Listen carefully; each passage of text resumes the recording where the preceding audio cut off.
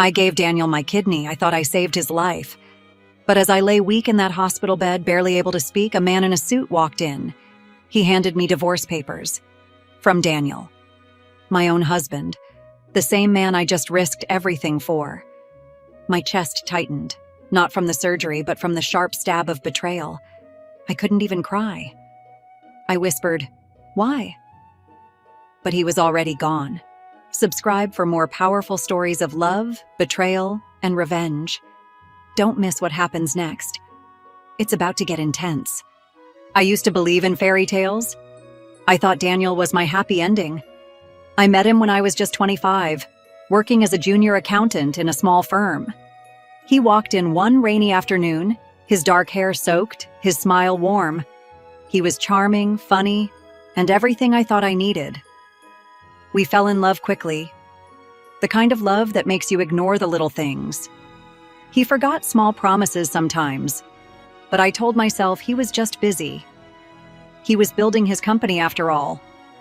I wanted to be the perfect wife, the one who always understood. Our wedding was simple but beautiful.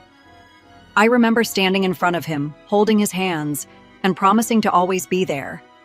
I meant every word, and for a while, he made me believe he did too. We built a life together. I cooked his favorite meals. I sat through his late nights at work. I waited when he traveled for days. I ignored the cold distance that sometimes slipped into our home like a shadow. I thought all couples went through that. I believed if I just loved him harder, things would get better. But they didn't.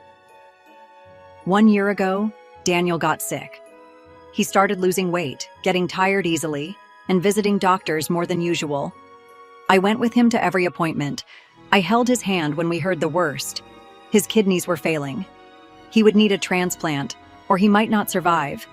I didn't even think twice. I told the doctors to test me immediately. I was desperate to save him. I wanted to be the reason he lived.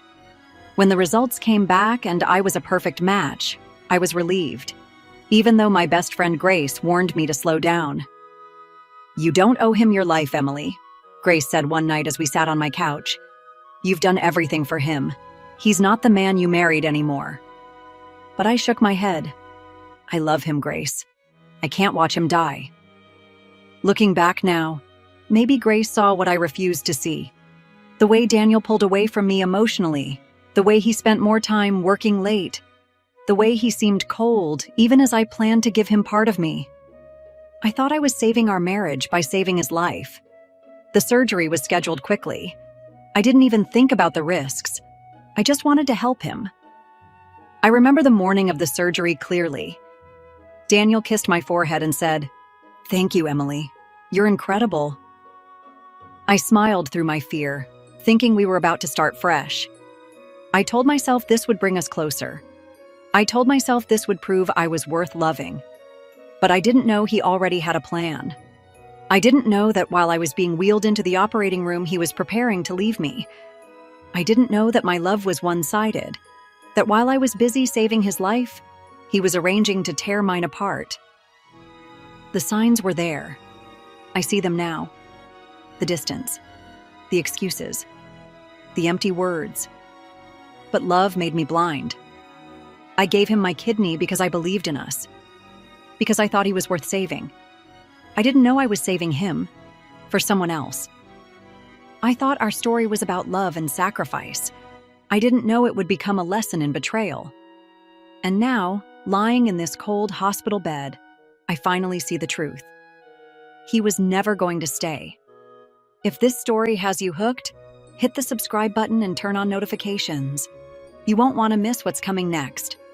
The real story is just getting started. Looking back, the signs were always there. I just didn't want to see them. When you love someone deeply, you create excuses for their bad behavior. You cover their tracks. You protect their image. Not because they deserve it, but because you desperately want to believe you didn't make a mistake choosing them. At first, it was the late nights. Daniel would come home long after dinner had gone cold. I would wait patiently, reheating his food, asking softly, "Everything okay at work?" He would always give the same tired smile. "Just a busy season, Emily. I'm doing this for us." I believed him. I wanted to. But then, the phone calls started. Secretive, whispered conversations in the hallway, in the car, even in the bathroom with the door locked. When I asked, he would brush it off. "Just clients. It's nothing." I remember how he would leave his phone face down on the table or quickly slide it into his pocket when I entered the room. I felt the distance growing, but I told myself I was being paranoid. Love doesn't spy, right? Love trusts. There were weekends he suddenly had emergency meetings and business trips that popped up without notice. He used to invite me to travel with him when we were newly married, but those invitations stopped coming. Grace saw it long before I did. She sat across from me one Saturday, her brow furrowed as I told her yet again that Daniel was out of town. "Emily, he's not treating you right. You're giving him everything and he's giving you crumbs." I remember feeling embarrassed, not because Grace was wrong, but because deep down, I knew she was right. "He's just under pressure," I whispered, defending him like I always did. "When things calm down, he'll come back to me." But things never calmed down. His touch changed too. He stopped holding me at night. He stopped kissing me goodbye in the mornings. Sometimes when I reached for his hand, he would pull it away gently, like I was too much. I told myself maybe he was just tired. Maybe the stress was making him distant. I worked harder to please him, thinking if I became more understanding, more loving, he would come back to me. But he didn't. There was one night that still haunts me. I made his favorite dinner: lasagna, garlic bread, and chocolate cake. I lit candles. I even wore the dress he once said made me look beautiful. He walked in, glanced at the table, and muttered, "I'm not hungry. I ate out with a client." He walked right past me. I stood there, holding a serving spoon, blinking back tears. I wanted to scream. I wanted to ask who he really ate with. But I didn't. Instead, I quietly packed the food into the fridge, convincing myself tomorrow would be better. The weight of the relationship sat on my chest like a brick, but I carried it anyway, because I loved him, because I believed in us. The biggest warning sign came just a few weeks before the surgery. I found a receipt in his jacket pocket. It was for a hotel, an expensive one. I felt my hands tremble as I read it. I could have confronted him then. I could have asked him the questions that were burning inside me, but I didn't. I folded the receipt, tucked it back into his pocket, and told myself there had to be a logical explanation, because the truth was too painful to face. I was more afraid of losing him than being lied to. And so, I ignored it. I ignored the distance. I ignored the silence. I ignored myself. I thought I was fighting for love, but I was the only one in the ring. Grace never stopped trying to wake me up. "He's not the same man you married, Emily," she would say over and over again. "You don't have to keep proving your worth, you're enough." But I didn't believe I was. I thought if I could save him, if I could give him my kidney, maybe he would love me again. Maybe he would see me again. I see now that I was already gone in his heart long before the surgery. He just didn't tell me. He didn't need me anymore. The warning signs were everywhere, but I was too busy loving him to see them. It's strange how life can fall apart so quickly. One minute, you believe you're living in a story about love, sacrifice, and loyalty. The next, you realize you were living in someone else's lie all along. Grace was the one who found out first. I was still in the hospital recovering from the surgery when she came to visit me. I remember her sitting by my bed, her face pale, her hands trembling as she clutched her phone. She didn't know how to tell me. "Emily, I didn't want to say anything until I was sure." Her voice cracked. My heart started racing. "Grace, what is it?" I asked, barely able to sit up. She turned the phone towards me. On the screen was a photo of Daniel, holding hands with another woman. They were at a restaurant, laughing, looking like they didn't have a care in the world. "I followed him," Grace whispered, guilt heavy in her voice. I had to know the truth. Her name is Lisa Morgan. They've been seeing each other for over a year. Over a year. That meant while I was busy planning to save his life, he was busy building another one without me. I stared at the photo, my chest tightening. The woman in the picture was beautiful, younger, confident. She looked at him the way I used to, and he looked at her the way he hadn't looked at me in years. I felt tears building, but I refused to let them fall. I had already cried enough. "I gave him my kidney, Grace," I whispered, my throat burning. "I gave him my life." Grace's eyes filled with tears. "You gave it to the wrong person." I lay back against the pillow, staring at the ceiling, feeling like the walls were closing in on me. I should have been angry, I should have been screaming, but all I felt was empty. I realized in that moment, Daniel didn't just take my love. He took my fight. For the next few days, I said nothing. I let the silence wrap around me like a blanket. Grace stayed close, refusing to leave my side. I could tell she was waiting for me to explode, to break down, to start begging for answers. But I didn't. Something inside me had changed. When Daniel came to the hospital a few days later to collect some papers from the nurse, he barely looked at me. No apology, no shame, just a cold distance, like I was no longer his problem. He probably thought I would collapse, that I would chase him, that I would beg. But I stayed calm. I smiled at him. "Thank you for visiting," I said softly. My voice was steady, controlled. He looked confused. Maybe he expected me to cry. Good. Let him wonder. After he left, I turned to Grace. "I'm not going to fight him," I said. "Not with tears, not with begging." She looked at me, unsure. "What are you thinking?" "I'm going to watch. I'm going to listen. And when the time is right, I'll make him regret it." That's when I asked Grace to help me. I didn't want revenge in the heat of my pain. I wanted to be smart. I wanted to understand exactly what I had the power to do. While I was home recovering, Grace helped me dig quietly. She pulled documents, checked company records, went through financial files. And what we found shocked me. Daniel's company was partially in my name. Years ago, when he needed financial backing, I had used some of my inheritance to help him start the business. He had me sign papers, probably thinking I wouldn't remember. But those papers gave me legal rights to part of the company. I had power. He just didn't know it yet. I began meeting quietly with a lawyer Grace recommended.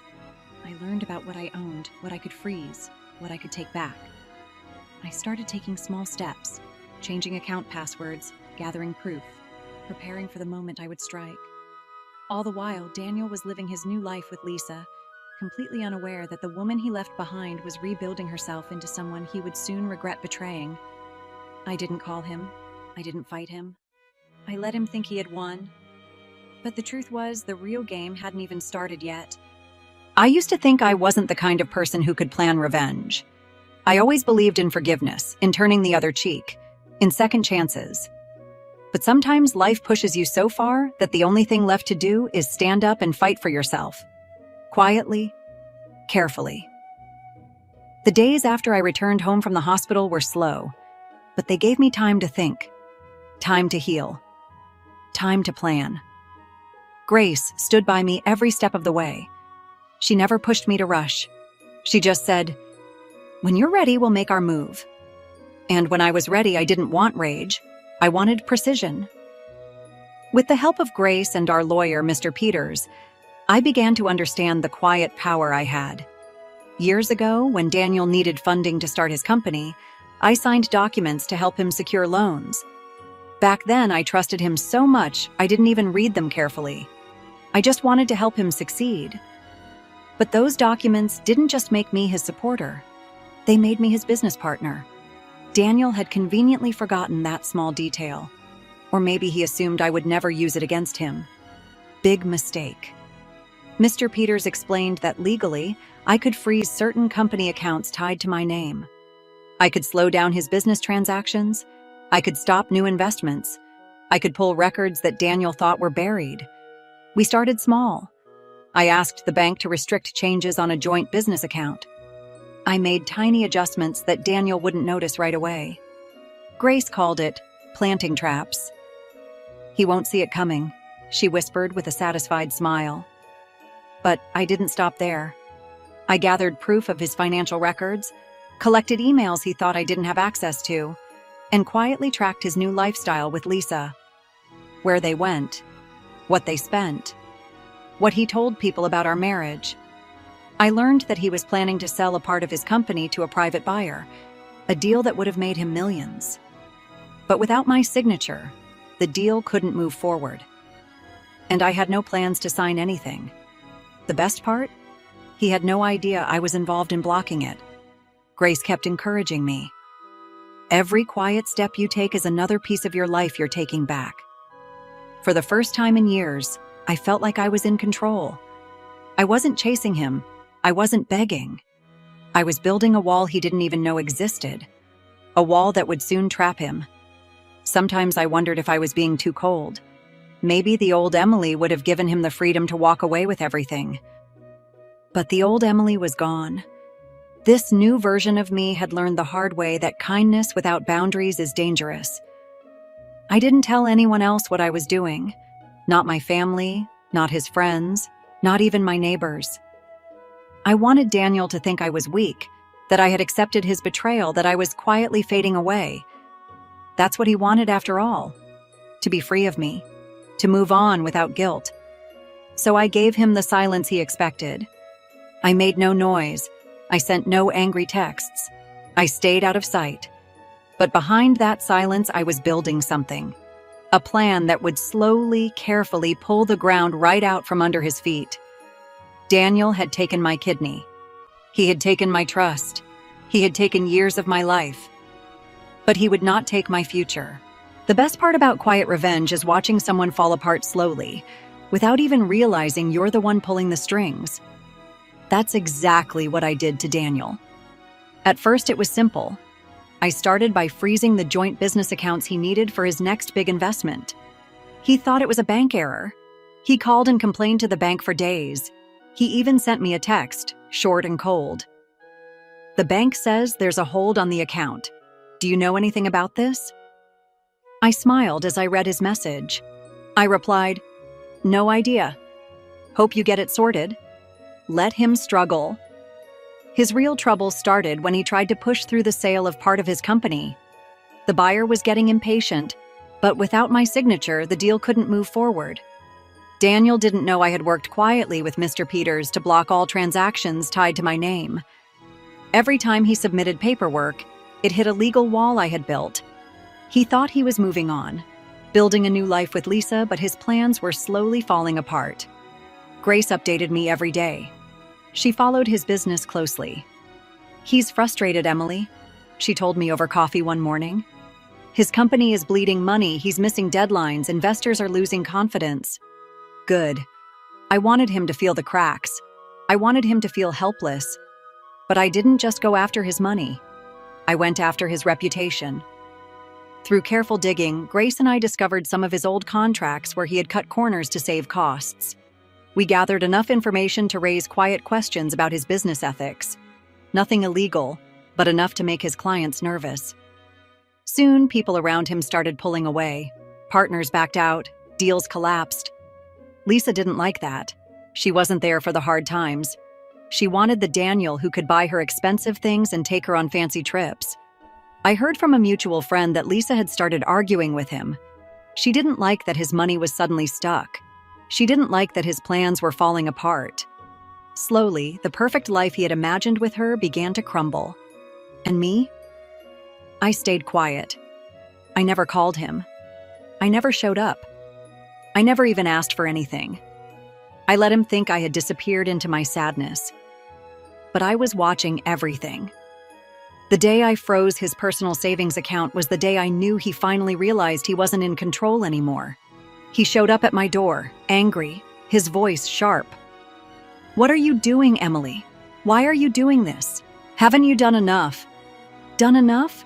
I gave him my kidney, I saved his life, and he repaid me with betrayal. But I stayed calm. I looked at him, this man I used to love, and simply said, "I'm just protecting what's mine, Daniel. You left me, remember? You don't get to keep the life I helped you build." He stood there, shocked, speechless. I could see it in his eyes. He never expected me to fight back. He thought I would crumble. He thought I would just let him walk away with everything. But not this time. I slowly closed the door in his face. That was the last time I saw him in person. He didn't bother coming back. He knew I wasn't the same woman he left in that hospital bed. His world was collapsing, and I was the one holding the last piece. I didn't want my story to stay quiet. I wanted the truth to come out on my terms, loud, clear, and in front of the very people Daniel had fooled. When I got the invitation to the annual charity gala, I knew it was the perfect opportunity. It was the same event where Daniel and I used to attend together as a proud couple. Now he was going with Lisa. It was their chance to show off their new life, to parade their relationship in front of the people who once celebrated us. Perfect. I told Grace I wanted to attend. "You're sure?" she asked, her eyes sharp. I nodded. "It's time." For weeks I had worked with Mr. Peters to prepare the final piece, public proof of Daniel's betrayal and the financial mess he had created. But I didn't want to leak it quietly. I wanted to tell the story myself. The night of the gala, I walked in confidently, wearing a deep red dress, the same color as the one I wore at our engagement party years ago. I wanted him to remember. I wanted him to know I wasn't afraid to be seen. People stared as I entered. I could hear the soft whispers. Some thought I wouldn't show up. Others probably believed I was still heartbroken, hiding somewhere. But I wasn't hiding. I had simply been waiting. When I finally saw Daniel and Lisa across the room, they looked perfect, at least on the surface. Lisa clung to his arm, smiling like she'd won. But Daniel's face, his smile didn't reach his eyes. He saw me, and for a brief second, I saw panic. Good. Let him sweat. The host of the event later invited me to the stage to speak about my recovery and my experience as a living organ donor. It was supposed to be a simple speech, something polite, something safe. But I didn't come to be polite. I stepped up to the microphone and began, "Good evening. I want to thank everyone for supporting this cause. As many of you know, I recently donated a kidney to my husband." The room went quiet. I saw Lisa's smile falter. Daniel's jaw tightened. I continued, "When I offered my kidney, I thought I was saving a life. What I didn't know was that I was also saving a man who had already decided to leave me. On the same day, I gave him part of myself." Gasps echoed around the hall. People turned to look at Daniel. He shifted uncomfortably in his seat. I found out after my surgery that while I was fighting for his life, he had been planning to build a new one with someone else. I paused, letting the weight of my words settle into the crowd. Then calmly, I added, "And while he thought he was walking away with everything, he forgot one thing. I helped build his company. I have legal rights, and I've been protecting what's mine." I didn't need to say more. The message was clear. The whispers in the crowd grew louder. Phones came out, pictures, videos. Some people were already typing, probably ready to post about the scandal. I ended the speech with a quiet smile. Thank you for listening. Sometimes, giving life is not just about saving others. Sometimes it's about saving yourself. The applause was slow at first, then stronger, as people realized the depth of what I had just revealed. I walked off the stage, calm and steady, while Daniel and Lisa sat frozen in their seats. The story spread quickly after that. It was in blogs, news articles, social media. Headlines called me the woman who gave a kidney and took her life back. People reached out to me. Strangers called me brave. Some said I was their inspiration. But honestly, I didn't do it to be famous. I did it to stand up for myself, to tell my story on my terms, to finally let go. If you've been following Emily's journey, make sure to hit the subscribe button and turn on notifications. The final chapter is next, and it's the beginning of Emily's new life. Don't miss it. Stay with me. After the charity event, everything changed. My story was everywhere. People I hadn't spoken to in years called me, some to apologize for not seeing what I went through, others just to say I was brave. But I didn't need their sympathy. I didn't need their praise. What I needed, what I finally had, was peace. Daniel's world crumbled quickly after that night. Clients pulled away from his company. Investors stopped answering his calls. Some of the people who once respected him now wanted nothing to do with him. The whispers never stopped. The story of the man who served his wife divorce papers after she gave him a kidney followed him everywhere. And Lisa? She didn't stay long. I heard she left him just a few months later. She didn't sign up for a sinking ship. She wanted the money, the status, the power. Once Daniel lost those, she didn't see the point in staying. I thought I would feel more satisfied watching him lose everything. But I didn't. The truth is, by the time he fell, I had already moved on in my heart. I spent the next few months focusing on myself. I traveled with Grace. I picked up painting again, something I'd abandoned during my marriage because Daniel always said it was a waste of time. I found joy in simple things, in quiet mornings, in long walks, in hearing my own voice without having to lower it for someone else. And for the first time, I wasn't waiting for anyone to come home. I wasn't cooking for someone who didn't appreciate me. I wasn't shrinking myself to make someone else feel bigger. I was free. One day, Grace asked me, "Do you ever wish you hadn't given him your kidney?" I thought about it for a long moment and then I smiled. No, I don't regret it. Because I didn't save him for him. I saved him for me. It reminded me that I am capable of the deepest love, that my heart can survive the deepest betrayal. And Daniel, he has to live knowing that the woman he threw away is the very reason he's still breathing. That's a weight he'll carry forever. I built something new from the pieces he left behind. I started a small foundation to support people going through major surgeries alone. People like me. I wanted to be the hand they could hold when no one else showed up. The first time I walked into a hospital room as a volunteer, I felt something shift inside me. I wasn't there as a victim anymore. I wasn't the woman Daniel abandoned. I was someone who had survived, someone who had built herself back stronger, piece by piece. Life didn't give me the ending I expected, but maybe it gave me the one I needed. I looked at my reflection one morning, really looked, and I finally saw her. The woman who was no longer broken. The woman who was whole, all by herself. I never chased Daniel.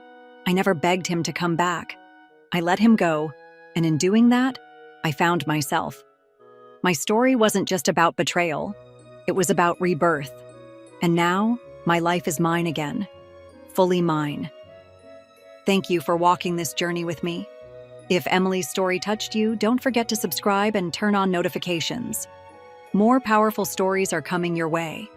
Stories of love, betrayal, strength, and starting over. Stay with me. This is just the beginning.